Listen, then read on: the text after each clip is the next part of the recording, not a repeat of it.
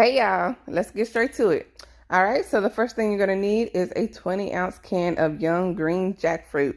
I've already prepped it. If it's a very simple process, it is key to making sure the flavor is what we need it to be. So if you're not familiar with that process, please check out my pulled pork video or my Philly cheesesteak video where I go into detail. But here it is already prepped and dried, and we are going to move on to seasoning it. This is going to be used as our spicy crab. So the first seasoning I have here is some blackening season. It says blackened seasoning to be exact.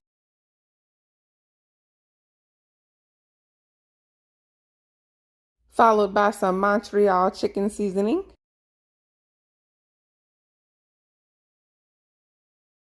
And you already know we're going to hit it with the Old Bay seasoning. You got to have the Old Bay seasoning.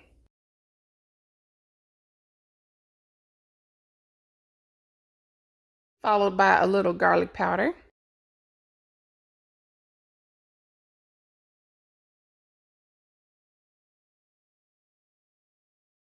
A little onion powder.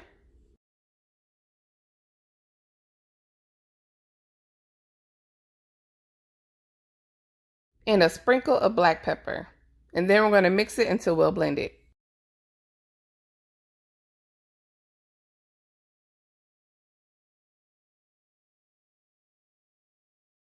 And then we're going to grab a cookie sheet lined with parchment paper. You can use aluminum foil if you do not have parchment paper, but make sure you spray it with nonstick spray first because the jackfruit will stick to the aluminum foil.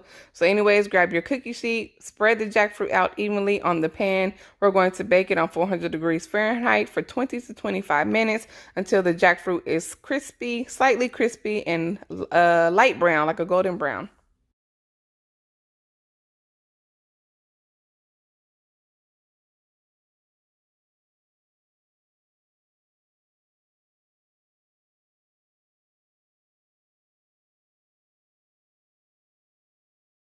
So while that's baking, we're going to start on our seared tuna. And for that, you're going to need a watermelon. Here I have a little bit of watermelon left from a huge watermelon that I had.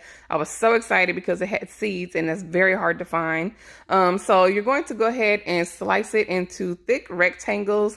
And then we're going to slice those into smaller cubes. We want them to be a thick cube type of width. Is that the right thing? Right word?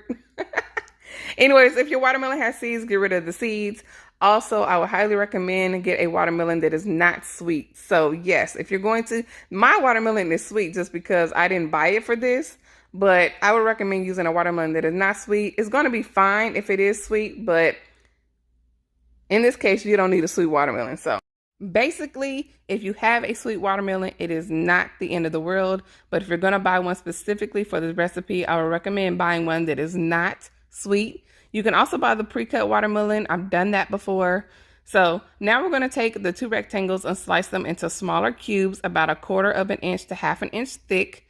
We want our tuna steaks to be on the thick side. And then we're going to place them into a container so we can season them. So first we're going to grab a little bit of avocado oil. I'm just going to put a couple of capfuls. You want to make sure you use a neutral oil. So I'm using avocado oil.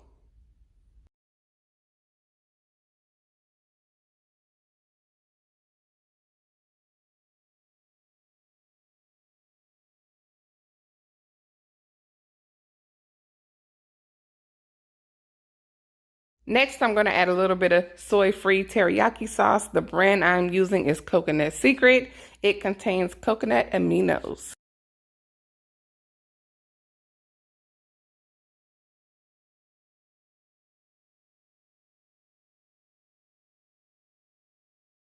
Then I'm going to sprinkle on a little onion powder.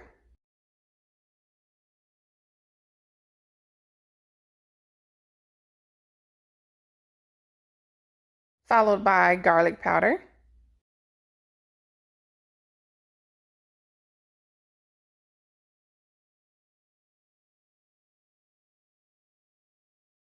Followed by a little Montreal steak seasoning.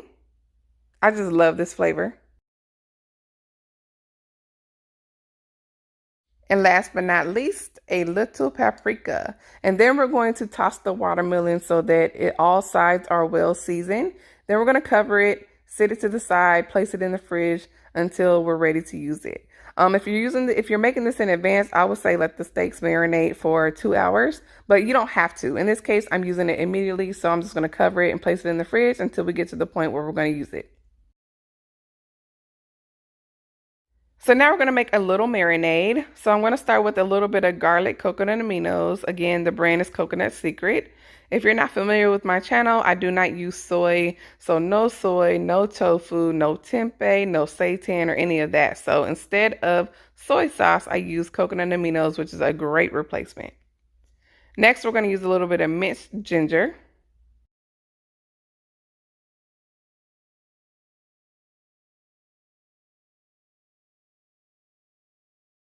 Followed by a few drops of sesame oil. If you're not familiar with sesame oil, you only need a few drops because it is pretty strong. And then we're going to blend it very well. Place that to the side, and now we are going to make our sauce for the spicy crab. So you need about 1/4 cup of mayo. You can check out my vegan mayo recipe if you haven't. I'll link it in the description box below and also tag it up here in the top right corner. And then we're going to add a little bit of chili garlic sauce. It is kind of like sriracha sauce, but it has more flavor. I actually like it better than sriracha sauce. And then we're going to add a little bit of seaweed flakes. Here I have some nori flakes, a little bit of black pepper, and a little bit of Old Bay. And then we're going to mix it well until well blended, until smooth. You should see a smooth consistency.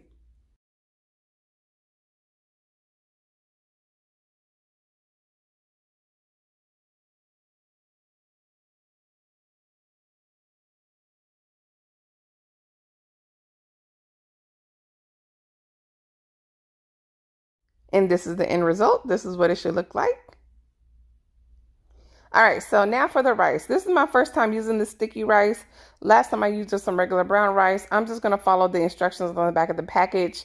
This is the first time using this. So it says to place the rice in a pot with a couple of tablespoons of water. Right now the rice is like a block, so we'll see how this goes, but I have a feeling I'm going to need to add more water. So we'll see. Now it's time to sear our watermelon, our tuna steak. So I already have a pan here heated on about medium heat. We do not need to spray it with any nonstick spray or anything because we did cover it in oil, but you can if you like. And I'm just going to place each one on the pan and we're going to cook it on medium until it is charred on both sides.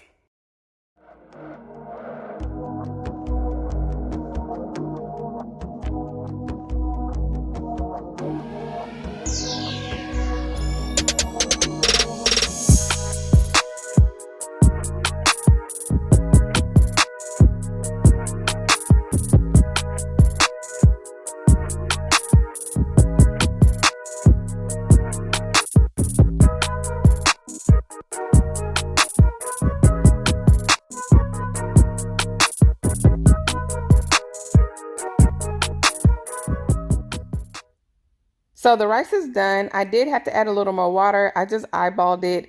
It is nice and fluffy and sticky, and I'm so excited to use it, y'all. I'm just gonna place it to the side. I'm gonna place it on a plate, take it out the pot, put it to the side until it's time to make our sushi bowl.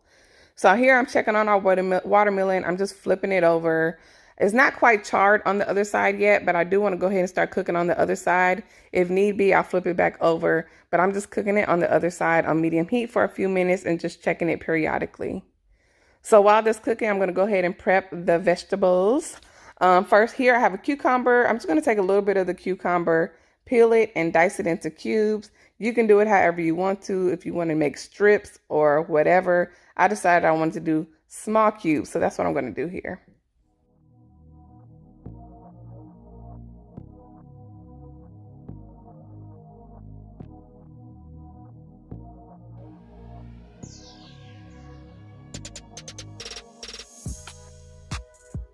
Next is the green onion, spring onion, whatever you call it.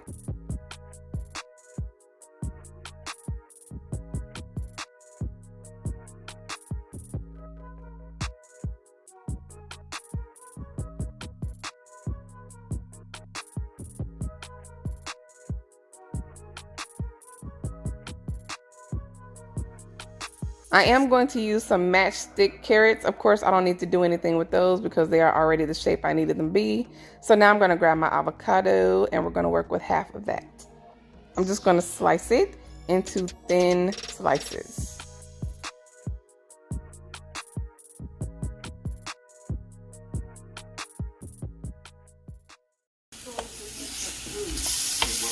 So just checking on the watermelon, and now it's finally charring. It looks so good. Nice and brownish, blackish, just like I like it, and sticky. I'm going to flip it over to the other side so that can char as well. And then I'm going to cover it. I don't cover it the whole time, but that does dry it out a little bit, which I really like. So after a few minutes, I'm going to uncover it, check the other side. Is nice and charred, just like I like it, nice and sticky. So I'm going to go ahead and remove that. This is ready to use. Look at our delicious tuna steaks, man. Look at how thick that is. Ooh, just beautiful.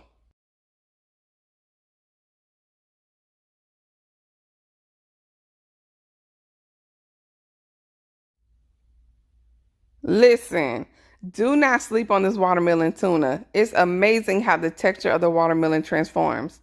I want to show you this up close. Sorry for the bad lighting. Sorry for all the movement, but I'm holding the camera with one hand and the knife with the other. But look at this. I wanted to show you it up close. So it's nice and soft, but it's tight like meat. It's like the watermelon transformed. And here, this is what it looks like with a fork. You see that plumpness when I lean up against it? But then it cuts right in half. Y'all, it's so amazing.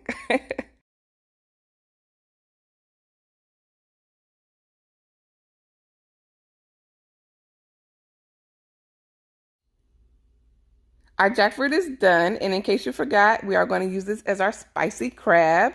So go ahead and put it in a bowl, grab that spicy mayo that we made earlier, and toss it until well coated.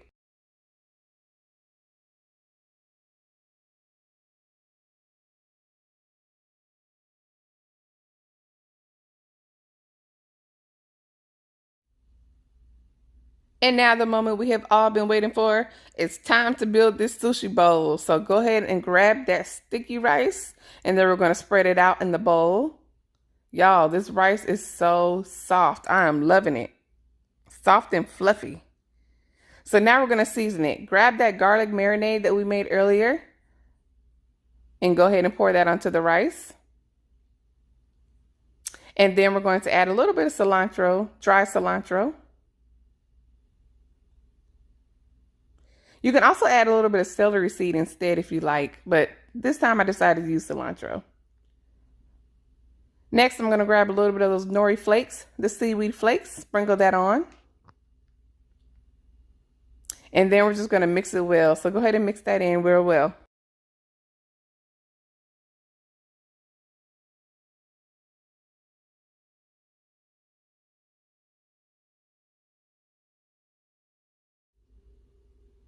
Now I'm going to add the cucumber, the diced cucumber.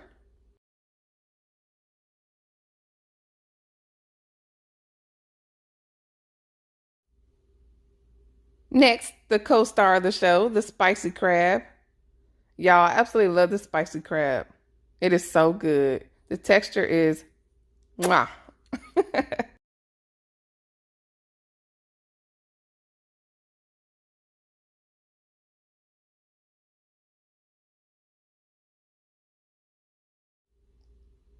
Next, I'm going to add the carrots.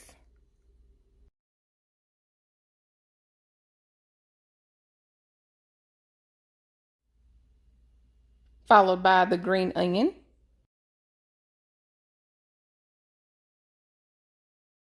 And now for the other co-star, the tuna, the seared tuna steaks. Y'all, I'm so excited for you to try this. The texture, the flavor, everything is just, ooh, so good.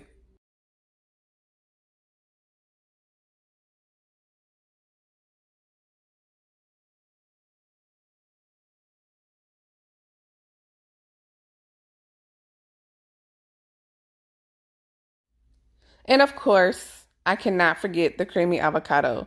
So I sliced them thinly, and now I'm just trying to fan them out a little bit.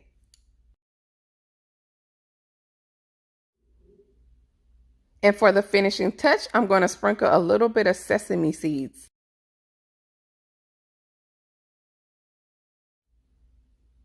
Oh my God, y'all. I can't believe I almost forgot the pickled ginger. Ugh.